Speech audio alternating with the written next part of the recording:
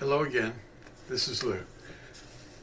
As knowledge increases, there's going to be a lot of debate over a lot of details, and what we need to do is try to learn what a vowel is and what a consonant is, because that's the basis of the division today.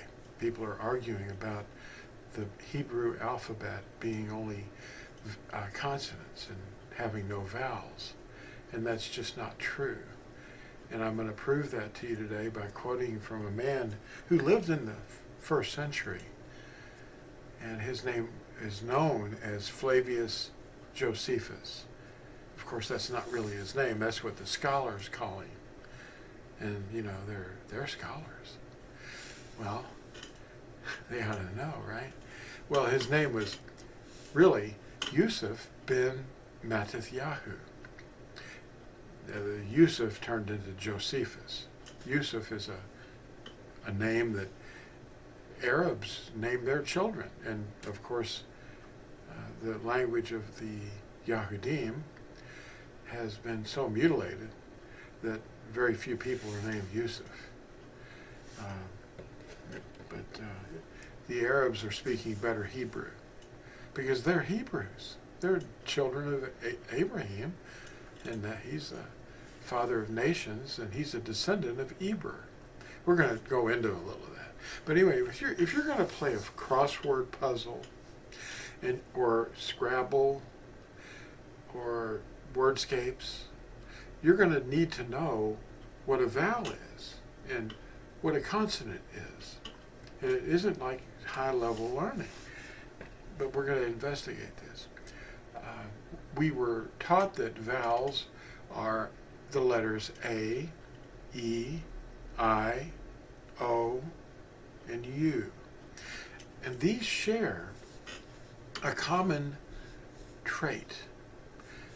They don't involve guttural sounds or any teeth or lips or tongue stopping the air, or there's no TH sound like F. There's nothing like that. That makes it a consonant, because you're not, the only thing a vowel is a speech sound that does not involve the teeth, the lips, or the roof of the mouth, or the guttural sound from the back of the throat. It doesn't stop the air. A vowel only utilizes the breath and the mouth cavity. Test yourself. A, E, I, O, U. Those are vowels. And we got them from the Hebrew alphabet. And we're going to look into that. What I want to show you, though, is where we're going to begin is right here. Yahuah consists of 4 vowels. The language we call Hebrew involves the name Eber, because that's the name of the man who is the original Hebrew that gives the sense of the language and the culture to the Hebrew. Eberith is commonly it's not common, but people use the word Hebrew because that's the more modern usage of the word Eberith. But it's Heberith, or Hebrew, and you see the EBR in the text. You can read that.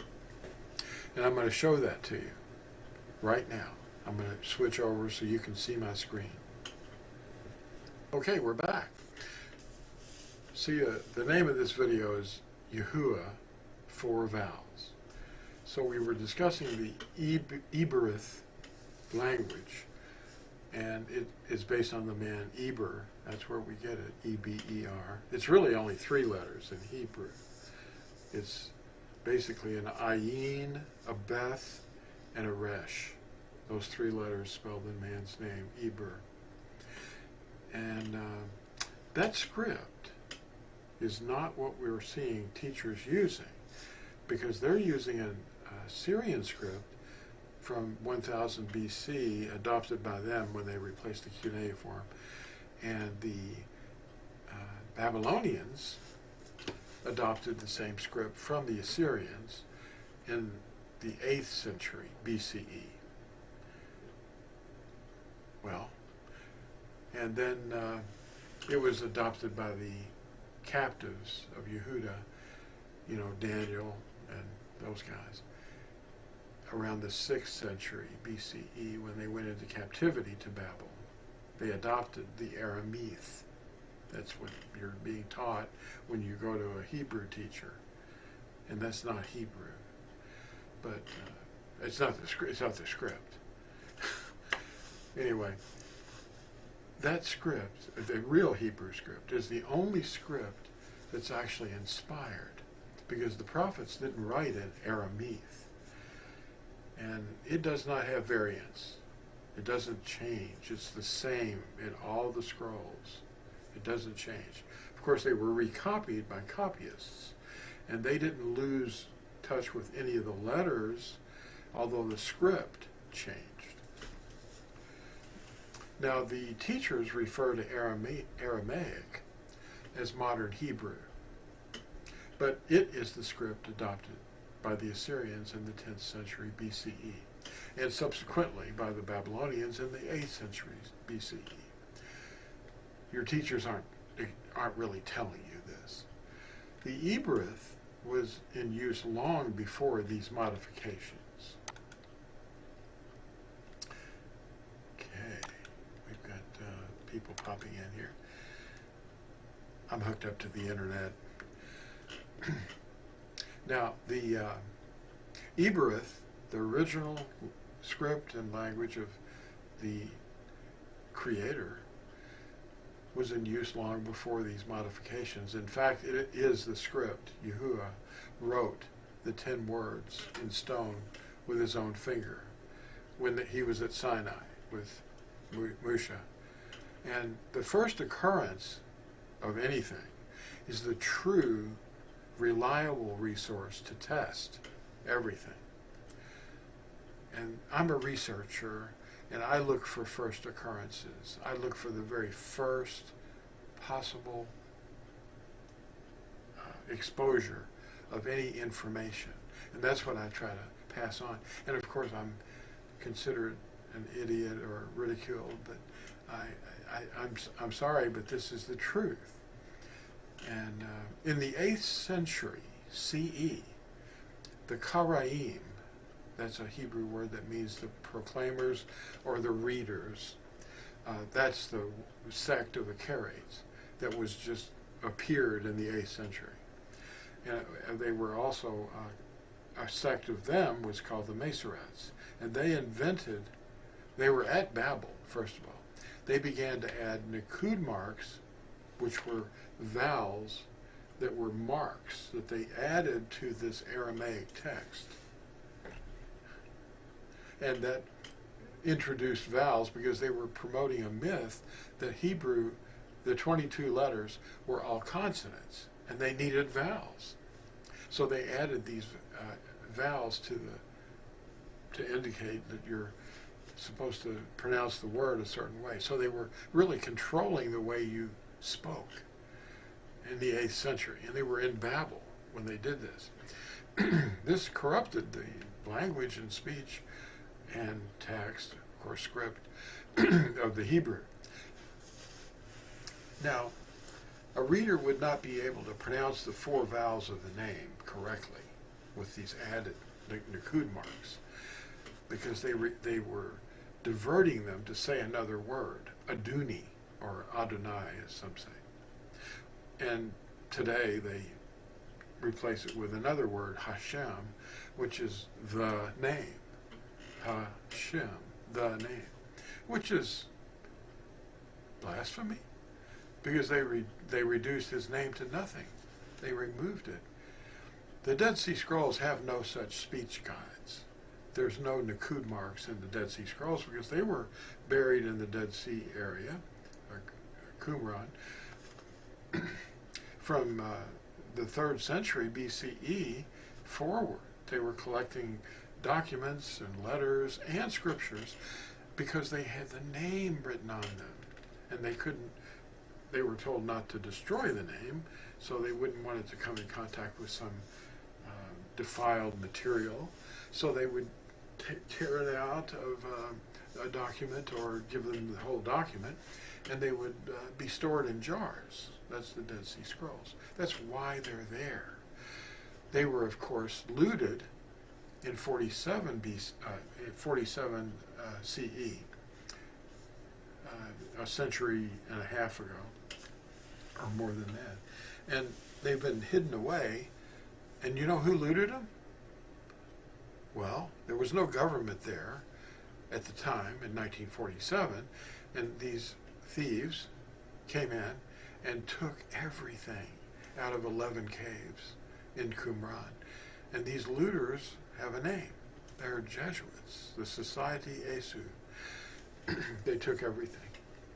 The treasure of the nation of Yisrael, and squirreled it away. Some of it is in the Rockefeller Museum. But what they left behind is in the Hekel Sefer, or the scroll of the shrine of the book. And it's on display. It looks like a huge flying saucer, or a jar top. And it's in Jerusalem, okay? So the Dead Sea Scrolls don't have these speech guides. So when you see a teacher on the internet saying, we've got the real pronunciation of the name, no, you don't. You don't even have the right script. But anyway, in the 1st century CE, I spoke about this in the introduction, that Yusuf ben Matithyahu, the scholars know as Flavius Josephus, he wrote that he saw the golden headpiece worn by the Kohen HaGadol, misspelled that, transposed that, H-A, that was fabricated in the wilderness around the 13th century BCE. That's a little head plate that was placed, with a blue ribbon around on the headpiece, and it didn't look just like this, but it was written in this script. There it is. You can see it. And the 4 vowels of the name were written in Eberith letters. What else? Aramaic wouldn't have been in existence. You'll see pictures of the illustrations of the golden headpiece on the internet, pictures that people have made, like this. I made this. But they're using an Aramaic script. Okay. This says Kodesh. That's read from the right to the left. Kodesh le Yahuah. Set apart to Yahuah. Now, by deduction, that's removing what is impossible and leaving behind what is left over. We see it was not Aramaic. It wasn't Greek, it wasn't Latin, and it wasn't hieroglyphics like you're seeing, all over the internet. You're seeing some 4 letters supposedly more ancient than this, but it's hieroglyphics, and it's a mix, actually, and it's not true. I call it the Hyksos hoax. Now, I'm not saying that the people that are promoting it are the ones that started the hoax. What I'm saying is Hashatan, the hoaxer, he started the hoax, and people are falling for it. Teachers are going, yeah, let's repeat this. And misunderstandings are going on all the time, because I'm not accusing anybody of starting this hoax except one, and that's Hashatan, the adversary. He's the hoaxer. These 4 vowels, Yod, He, Ua, He, were not the mixed script that you're seeing all over the internet.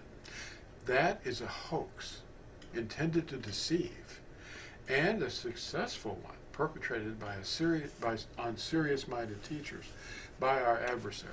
So the serious-minded teachers are just being fooled. To best appreciate the fact that Eberith has vowels Consider the letter Aleph, the first letter in the name Adam and Abraham, and the letter Yod, iota in Greek and I in Latin, used in the name Yahuah, the first letter of his name, which is found at least 6,823 times in the Tanakh. And the name Yuna, or they call him Jonah, but his real name is Yuna, and it means dove. And the name Yusuf ben Mattatyahu. Well, the name Yusuf starts with a letter, what we know as a Y, but it's a Yod, and that name means he who adds. And the Ua is another vowel.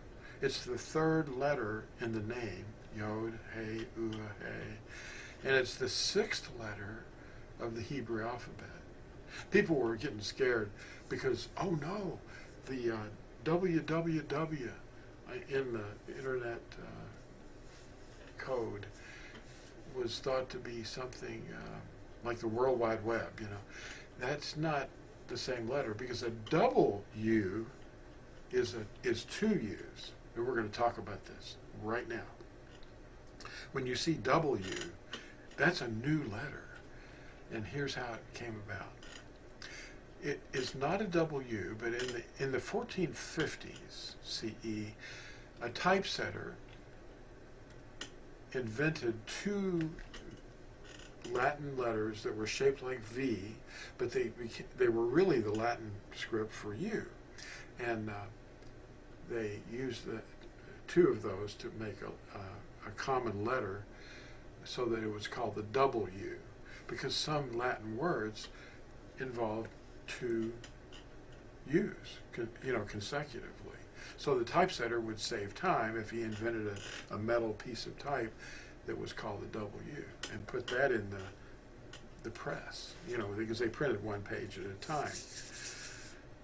All these and more provide validation that teachers today have not grasped the distinction between a vowel and a consonant. A vowel is a speech sound using only the breath and the mouth cavity. A consonant is a speech sound with the use of teeth, like sh, lips, b, and the tongue, th. Those are consonants. It's a speech sound. Yusuf ben Mattatyahu, also known by scholars as Flavius Josephus, he was actually writing a lot during the reign of Claudius, I believe. Claudius is mentioned in the book of Acts, one of the Roman Caesars. And anyway, here's some details about having seen the headpiece by Yusuf ben Mattatyahu. Now, he was a first century historian, writer, truth seeker. He wasn't writing fiction. He wasn't writing the Apocrypha. He talked about the Apocrypha and said, "Oh, that we know that they're not prophets. These are just named books. They made the stuff up." What was that one? The Pharisees wrote a book called Jubilees or Yobel, and it was just a retelling of the account of Genesis in Aramaic.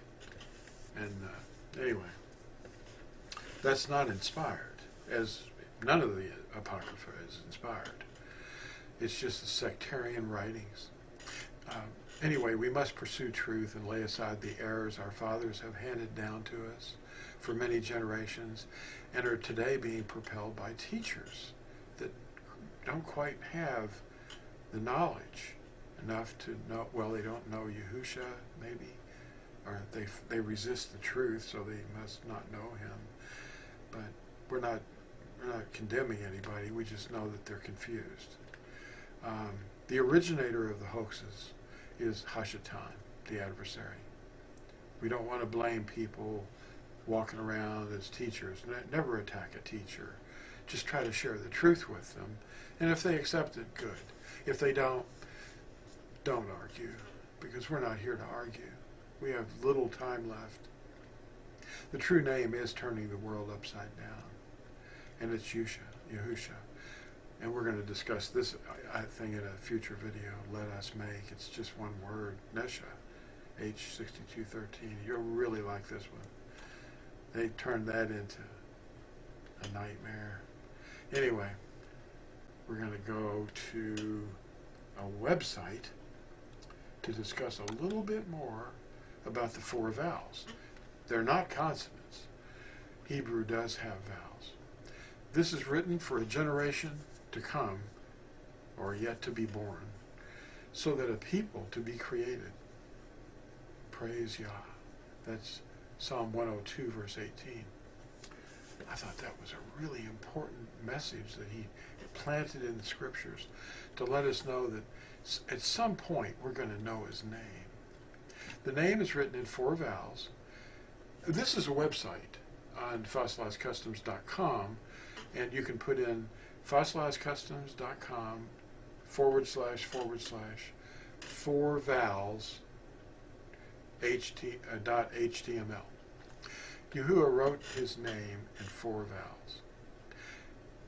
And in the writings of truth, he used his name more so than any other word by far.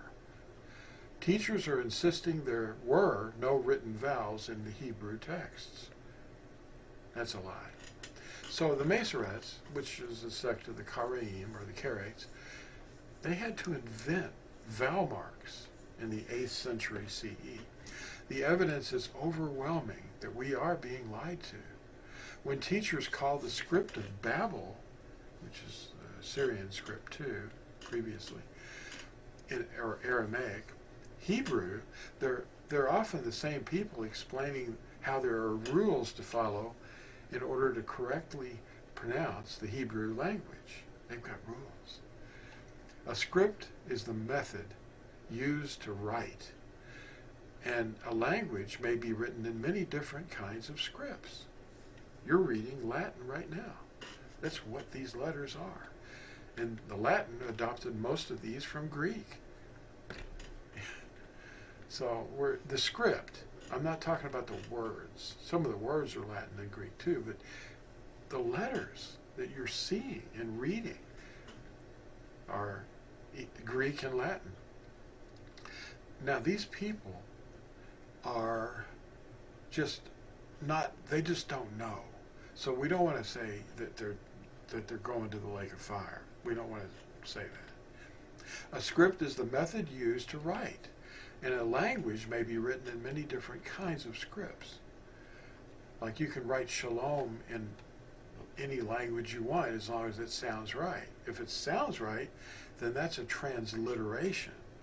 It's not a translation. It's a transliteration. It sounds like the same word that the original word was. If we write in a script few people can read, then we can make the majority believe whatever we tell them it says. The internet is filled with all kinds of teachings and people to teach them. Most of them are passing on traditions that they learned, and the errors have become repeated so often that they're embraced as the truth. Some know the truth, but keep making the excuses. What we have here is a classic example of misdirection and equivocation.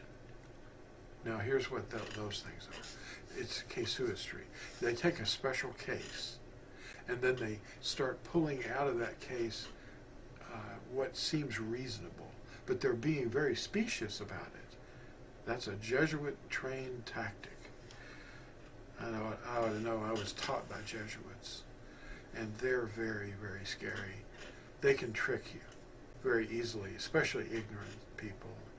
And most people are ignorant of foreign languages. So the use of clever, now casuistry is the use of clever but unsound reasoning. And it's often used by teachers who claim the 4-lettered name is made up of consonants. Now here's an example of some of this nonsense. The real Hebrew script for the letter A Aleph, is written right there. And then if you show the letter tilting a little bit to the right, and you go 90 degrees to the right, it's our letter A. And it's the same script that we use. And it was adopted by the Greek and then the Latin. And of course, the Hebrew name Adam is written here for you. And it's read from right to left: Aleph, Daleth, Mem, Adam, and Eretz, which is the word for earth, or soil, or land. And it's Aleph, Resh, Sadi. Sadi. And that's the word for earth, Eretz. And we have Elohim here. And that's Aleph, Lamed, Hey, Yod, Mem. Elohim.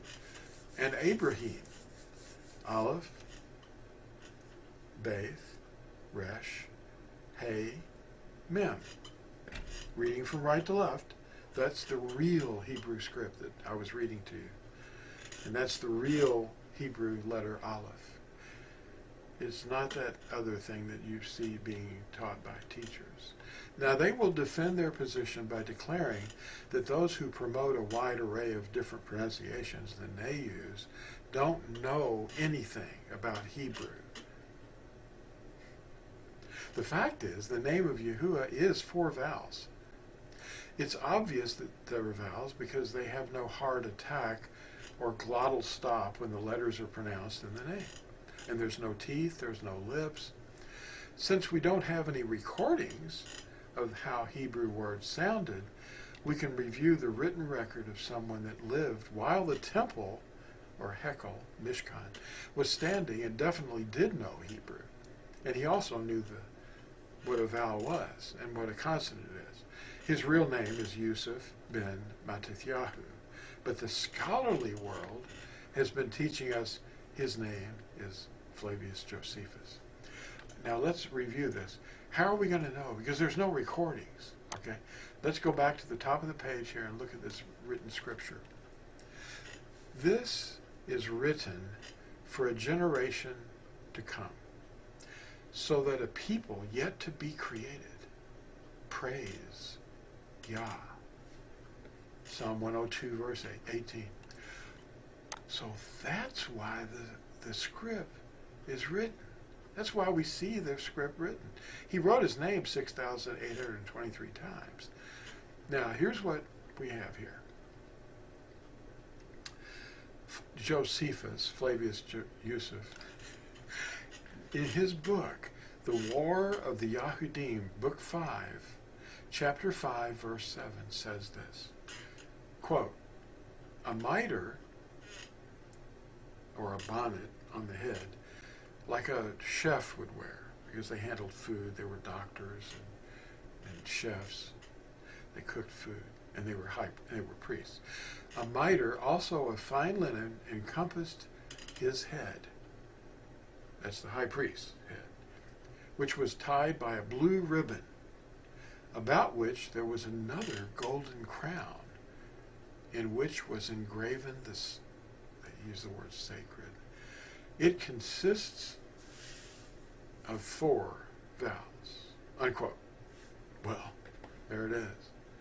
So I mean, you can go on this page and keep going. Now, this is a mistake right here. You see the V in there? Well, that's really a Latin U, but people mispronounce it. So when they say this, they're making an error. And then the E and the O, that was an insertion added by the Masoretes that I was telling you about earlier.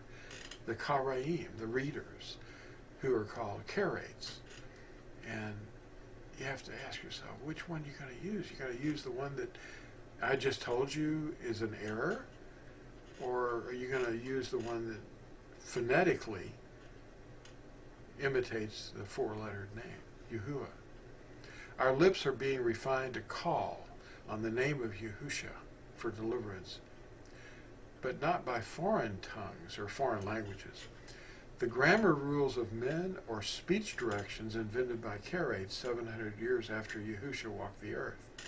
The Greek and Latin alphabets fail us. But the real Eberith letters, without the Nikud marks men invented, are being resisted. When traditions are challenged by truth, this is to be expected. The 22 letters from Aleph to Tau provide all the consonants and vowels we will ever need. Now, there's more on this page. We've only covered not even 20% of it. And there's a track that you can download from TorahZone.net, and that's what the first page looks like. It's a 4-page track called Hebrew Phonology. Phonology is just a word that means the sound of a word. Well, I can't think of much else to tell you. I could go on, but I'd like to keep it short and let you do your own research, and we'll just hope that you can overcome these obstacles that we just encountered. Thanks for watching, and we'll see you in the next exciting video.